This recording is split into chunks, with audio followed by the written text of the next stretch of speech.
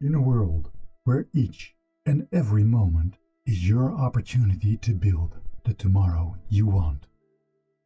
One woman, many hobbies. Her family and her mom are her biggest motivation.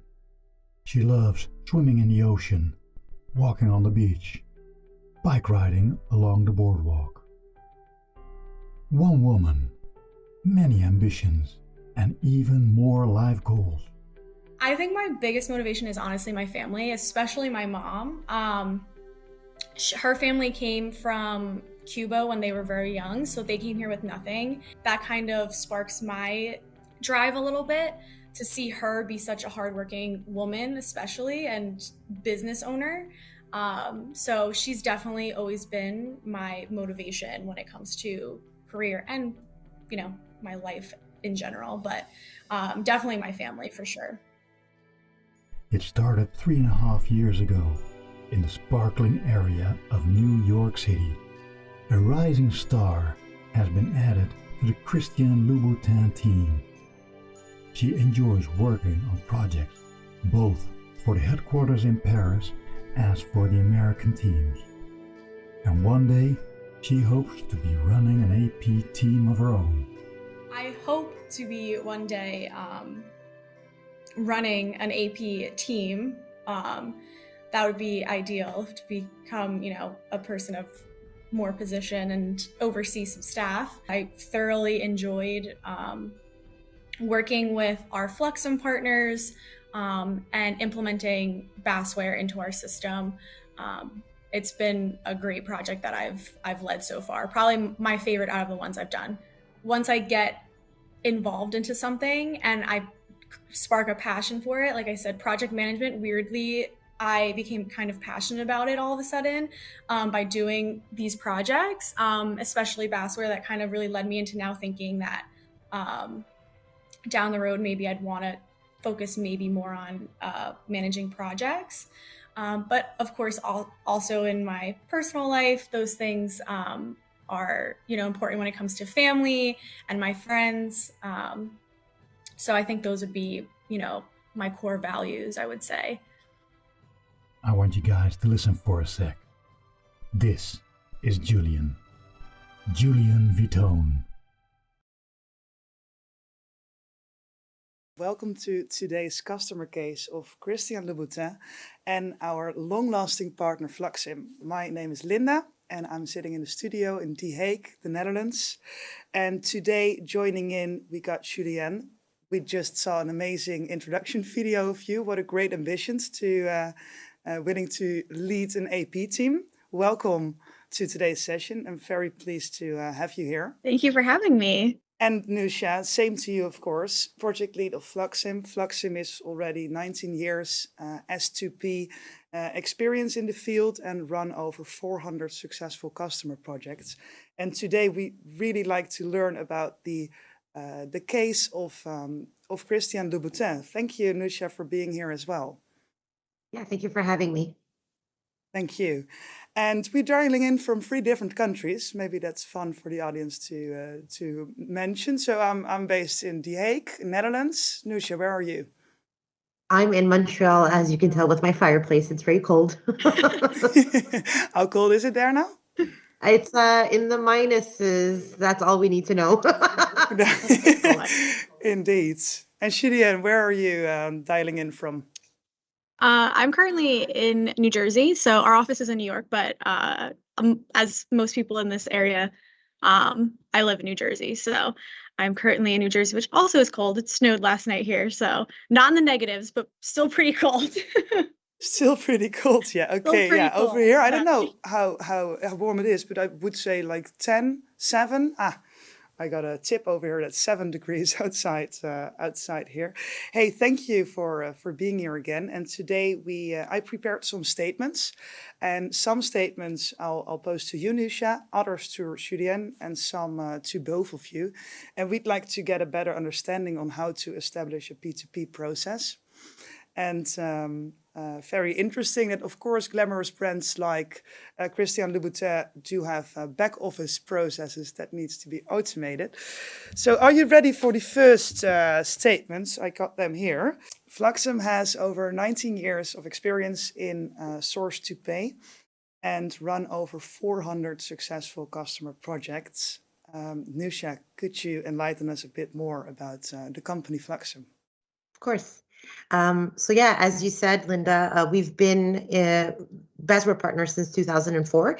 We're really truly source to pay experts. So not only implementation partners, but we also have an advisory team. We also do project management and support and maintenance. So we have full teams dedicated to these various pie pieces, should I say, of the entire pie of the source to pay process. So we work with different solutions. Obviously, our longest standing relationship has been with Basware, and we are global. So we have our head office, corporate global head office is in Paris, but we also have offices in Singapore and North America in various locations, which allows us to be able to provide that support and implementation support 24/7.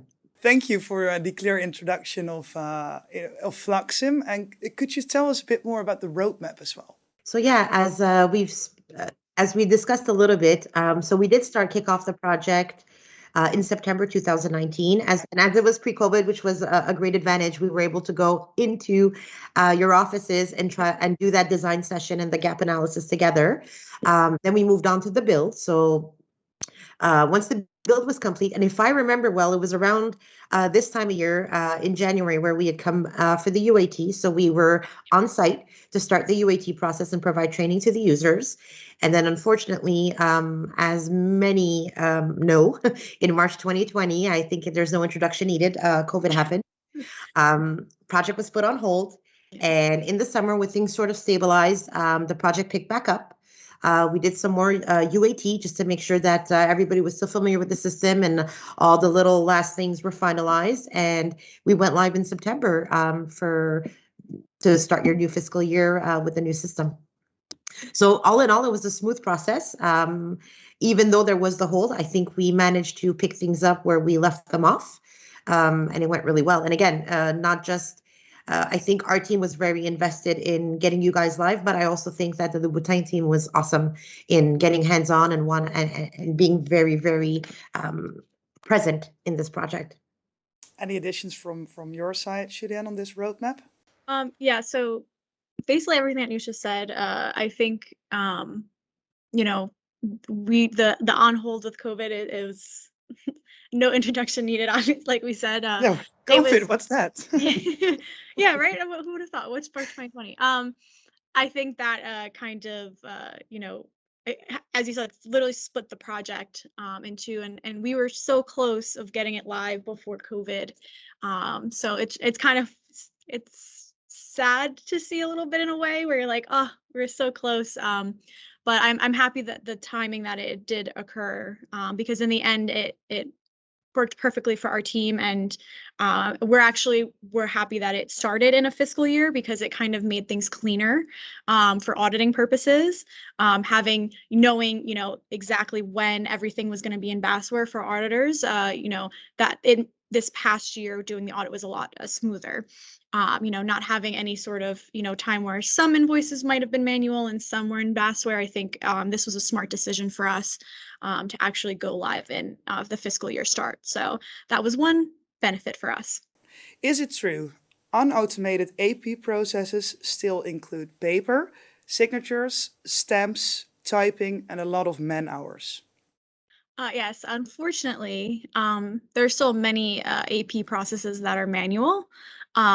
Before we had Basware, we were a very manual process team. We would print out all of our invoices and receive a lot of invoices in the mail, stamp them all, write on them the GL codes, have them sent out to approving managers throughout the office in folders, and then have to run going back and forth with their team to make sure that all the invoices go through the correct channels for approval, to get it back to the AP team, file all those invoices. And when you have, a few hundred invoices a week that you're processing for payments, it's a lot of filing and a lot of making sure you have, invoices that are ready to pay and invoices that are not already paid separated. So yes, there's still a lot of AP processes that run in that format. Wow, that indeed sounds very, very complex. Also had to do maybe that you're located in two different countries as well. But you mentioned a couple of hundred invoices on a weekly base. Yes, we have 3 divisions in North America that we manage. So we have 2 that are for the United States. So we have our Yeah. retail side and our distribution side. And then we oversee Canada as well in the US. So from those 3 divisions that we're overseeing, it's a few hundred for all 3 of those a week that we're managing. So at Wow, and times it can get quite busy, especially during our busier time and when we have more events, especially now that when COVID was a little bit less crazy than it is now again. But we were having this past summer especially, so that always kicks up more invoices that we have to manage. Wow, and could you perhaps say anything about how long it took to process an invoice in the old way and how long it took now? Yeah, so in the old process, yeah, so I would say from start to finish of receiving the invoice to full payment and filing, probably a good 2.5 weeks from the full process, just because it would take our AP team probably 2 days to make sure that we print out and enter everything manually in our ERP system, which also takes some time. And then having to wait for managers depending on the managing teams. Some were a little quicker, some would take a little bit longer. And that's not just because they didn't want to, it's just depending on the department, if they were traveling or not. It is hard when you're traveling to take paper with you. So that was the case a lot of times to do that. And there was times if we were really busy, especially during our audit periods, where we would have stacks of folders lined up to file that we had to get to. And, they'd be sitting there for, a few weeks before we'd file them. So that was quite a process. Start to finish is a good 3 days from getting the invoice, having it in Basware. We have the managers that are our prover managers are amazing.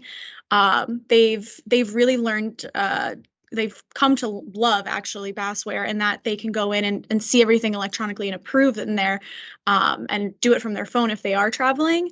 That the approval process is, because we say most of our managers usually would approve, and by the time we get in our ERP system and we transfer the invoices over, it's about less than a week. I would say 5 full business days maximum, which makes it a lot easier for us to pay invoices on time. Really, yeah, and maybe even benefit from early discounts. Especially on that, and also to help out with, here in the US with utilities, such as like electricity and all that, you have to pay those types of invoices very, very quickly, or they will stop services. So this has really been beneficial for us to make sure those invoices too are paid timely, and that we don't have any service interruptions. That's really a good result, and it brings me to the next statement, and I'd like to pose that one first to you, Newsha, because we did hear some great outcomes of the complete process of Julianne. But are the key objectives well defined at the start of the project, and are they purely financial? Well, definitely financial, I think, plays a huge role. But I also think that the benefits, the automation that a system like this can bring, is huge. As Julianne said, a lot of companies are doing manual processes, which not only includes its time consumption, but you also have a risk of errors, right? Because there's manual intervention, repetitive tasks. And I mean, we're all human.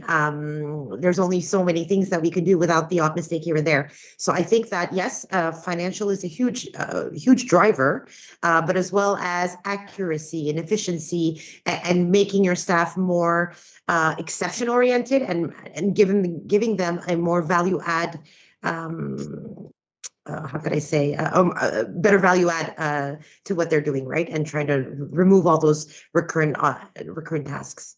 And how would you jump in on that one, Julianne? Was that for Yeah, Louboutin clear from the beginning onwards, or new yeah. So I think, KPIs are added onwards?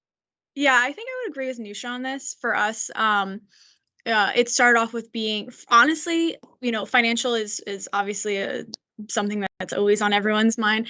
But I think for our team specifically, just because we didn't have a huge team, and managing those invoices manually, like I said, like there'd be times when we wouldn't be able to file papers for weeks at a time.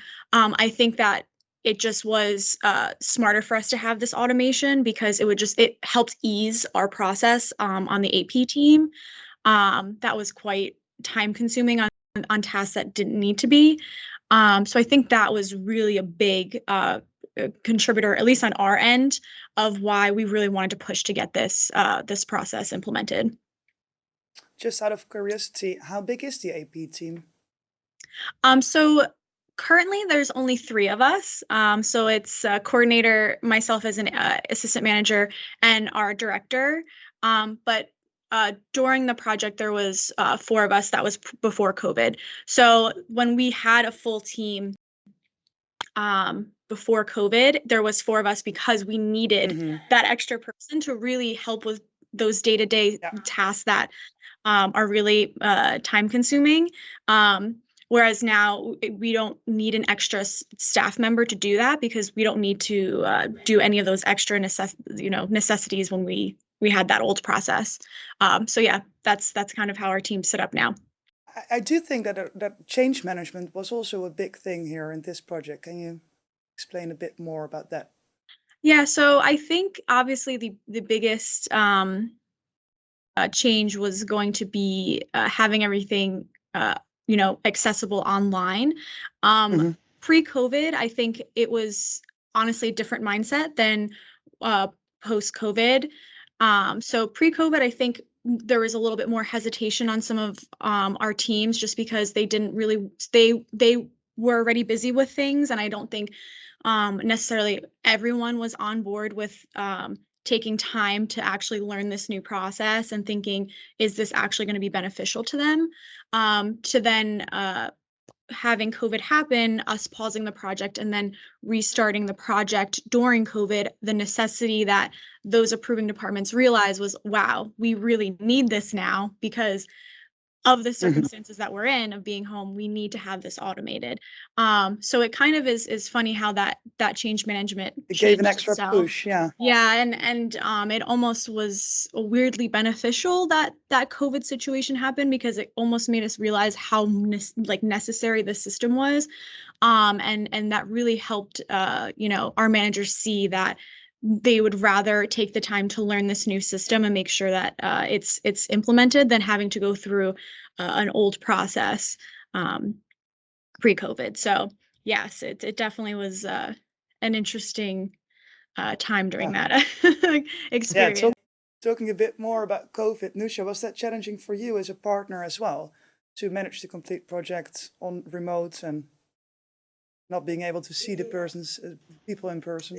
Adjustment for sure. And I think as we all had to adjust, so we're very focused on going on site and seeing the people that we work with and really being there to support them. But now having to adjust to the new world that we live in. And so, yeah, we've adjusted very well, I think. Obviously, these video conferences help a lot. We have all sorts of tools that do. But yeah, definitely an adjustment. But because everybody was in this together, should I say, I think it made that process a little smoother for sure. Yeah, we're definitely all in it together. And I'm super glad that the pandemic is, let's say, almost over. And that's not completely the case, of course, but wishful thinking here. And what are the key qualifiers in selecting a partner or a solution, Julianne? So luckily for us with the partnership with Fluxym, it actually started in our headquarters in Paris. They were the first team to head this project on their end. So we were lucky enough to start working with Fluxym once they implemented Basware in the France division. So we were kind of going off of what their experience was. But for us, we also were looking for, good communication with our team, especially with us being, our headquarters being in France. So we already have that communication of being, two different countries across the world there, and having to make sure that it's aligned up with their system. So having kind of almost like an intermediate person between that, was something that was important to us. And Newsha and her team was probably the best fit for us, especially because not only is her team, in Canada, but they speak English and French, which is great for us, as we don't speak French here in the U.S., even though they give us training to speak French. We have French lessons, but Okay. yeah, which is nice. But we're not, French speaking here, so Not it's actually native. great. So it was great having Newsha's team, because that honestly was like a huge communication, barrier for our team and the French teams at times.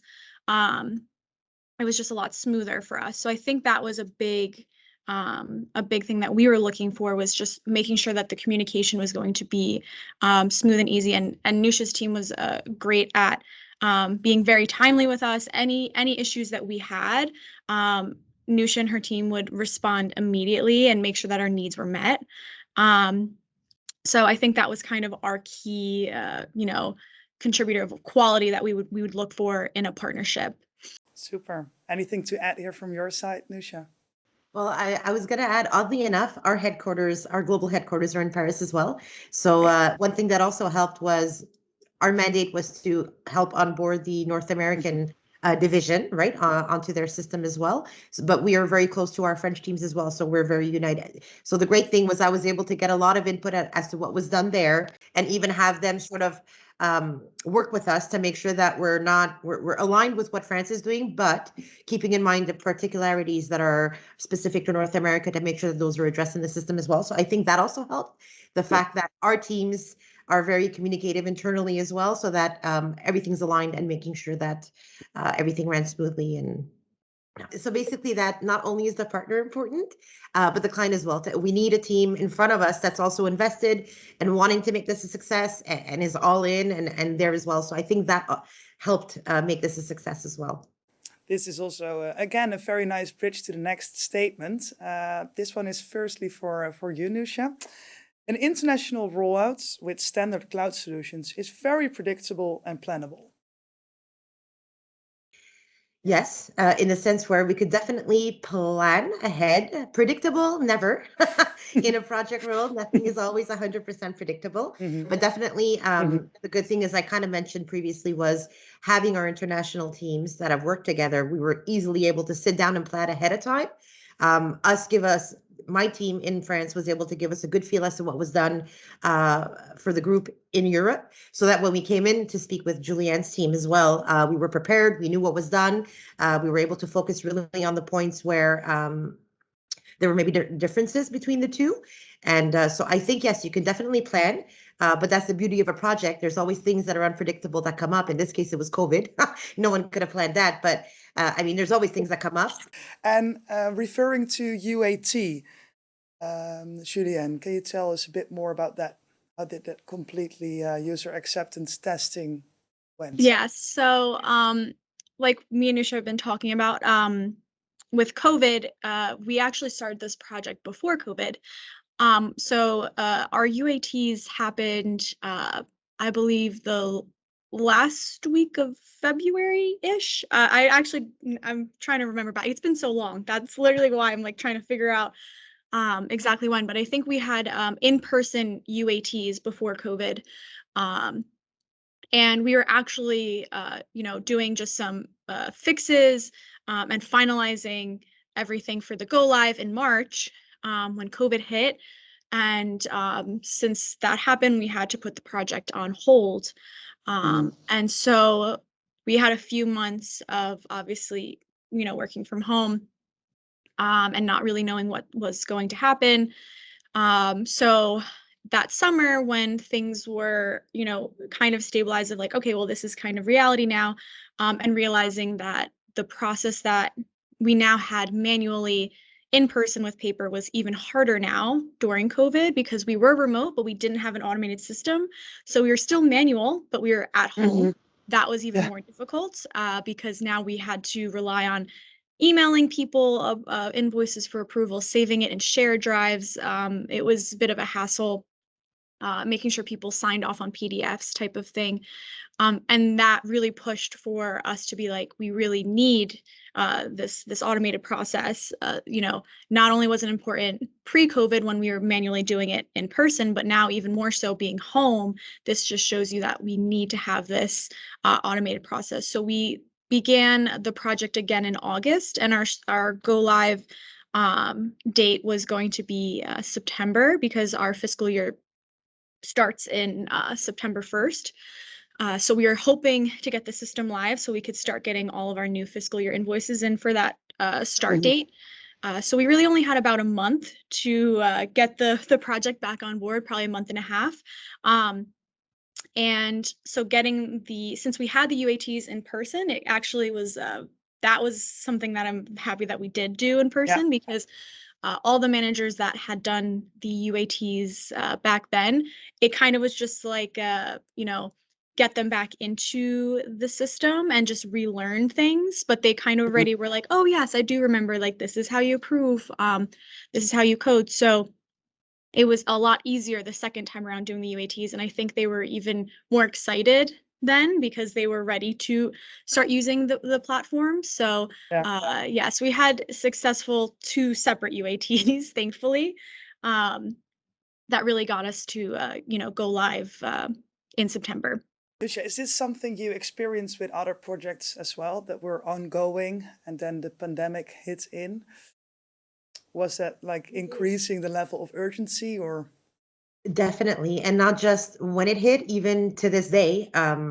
I think a lot of companies are realizing this is our new reality. There's going to be flexible work. There are going to be people that are going to be remote. People are traveling. That's a whole other aspect as well, or will travel again for those who aren't yet. So definitely, whether it's for this project or other projects, it definitely rose a spark. And I think people are realizing the necessity of having a tool that's flexible and that could fit with this reality that we're all in right now. You kind of answered it already, but let me pose the statement here. Fully automated invoice automation is the only way to drive continuity during the pandemic. The old process was not compatible with home working.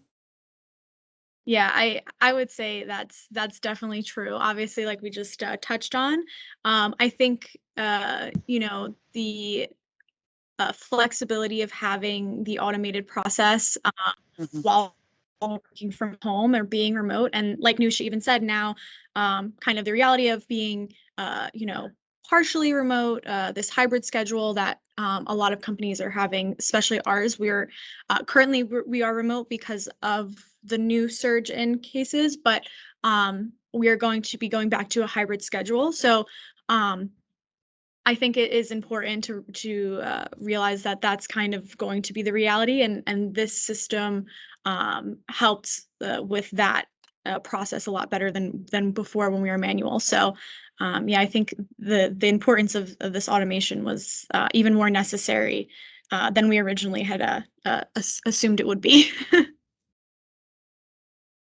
Thank you for that clear answer. I think we're ready for the next one.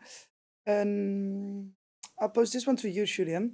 An automated AP process helps us defining objectives and priorities for a future procurement project. Yes, so I would agree that that definitely, especially for Louboutin. So, just background, we don't have a procurement function. We don't have a purchase orders even system at all. We don't utilize purchase orders, and we don't have a specific purchasing team. A lot of the teams that are purchasing is any of the departments that need to make purchases. They usually have someone dedicated on the team to purchase whatever's necessary. So when we started Basware and we learned that there was a procurement function that we could add to the system, we were intrigued by that, especially with the punch out system, because a lot of our our business users order from the same companies. So our main goal when it came to doing the punch out was kind of figuring out which companies those would be that we would want to implement into the procurement function. And I think Amazon was our starting one because that was something that everyone used in our our team here. It's something that is still regularly used.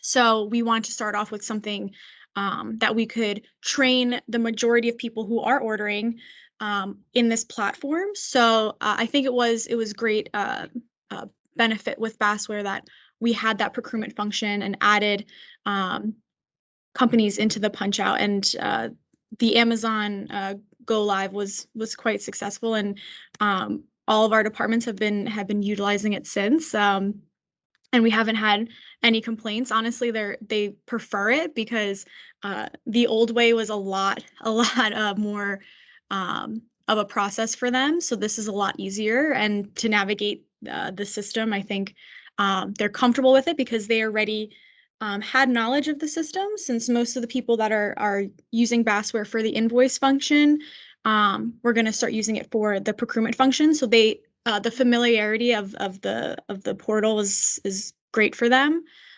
So yeah, I think having that go live with the invoicing function first, and then adding on the procurement arm was more successful for our team as well, just because those people that are going to be placing orders were already comfortable with the system. So yeah, the new boss were already. beneficial. Yeah.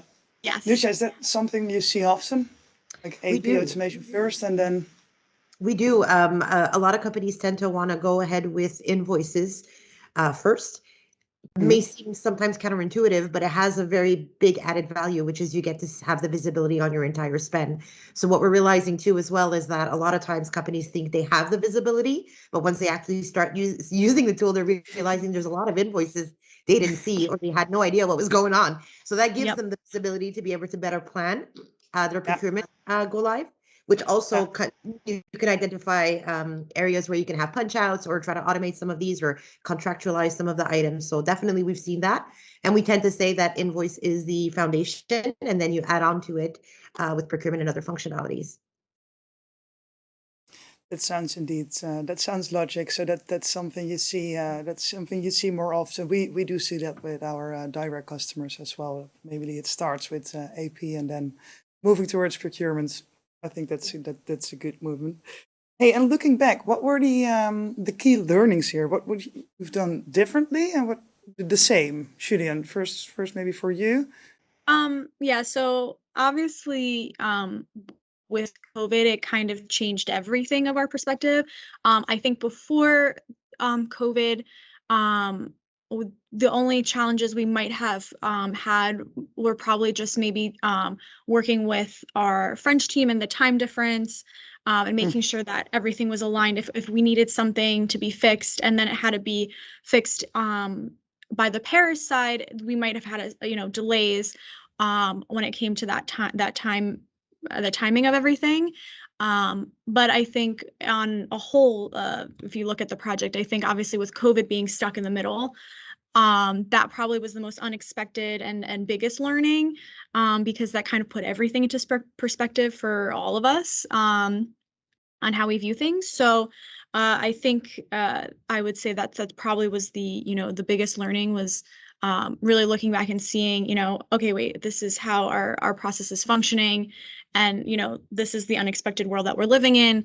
How can we make it easier on all of us, especially the AP team, being remote and, not knowing how to really move that manual process that we had in person to now being kind of, automated that we're creating ourselves.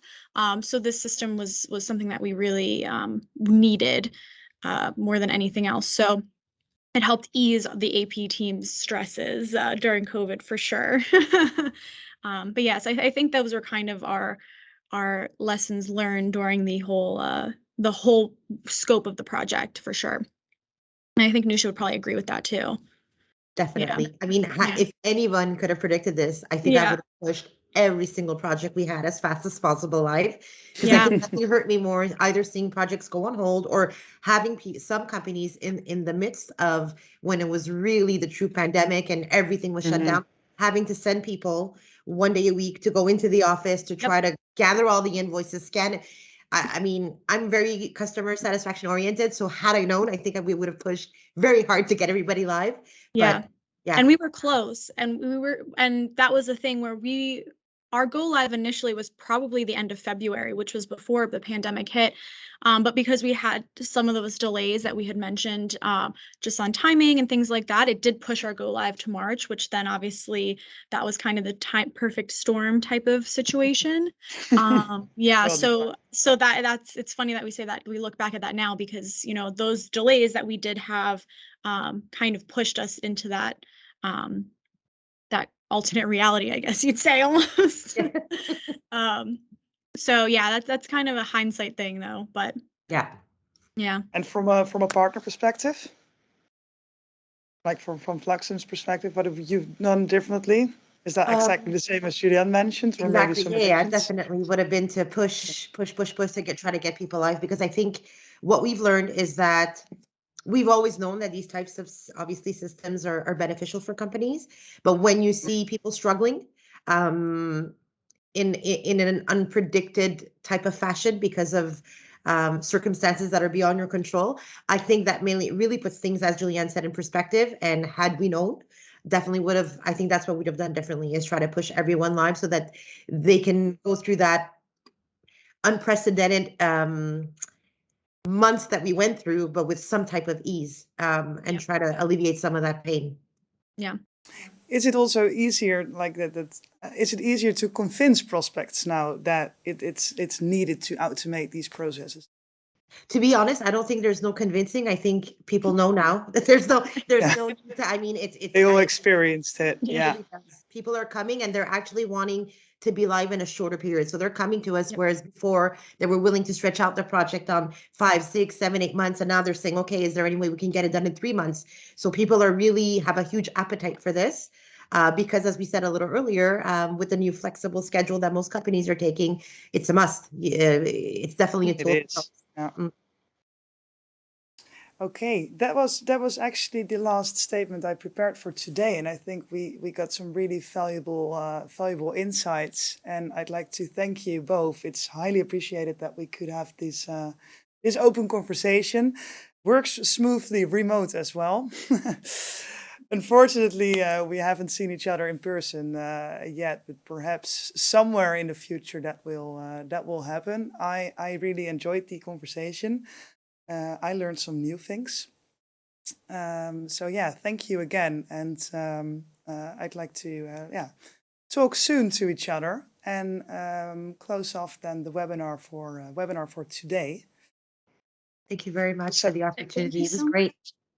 Yes, same. Thank you so much for having us. Yeah, it was amazing. And what I really liked as an addition here is that this is the first webinar I hosted with 3 women online. So that's way forward, I must say. Hey, thank you again. Have a great day ahead of you and talk soon.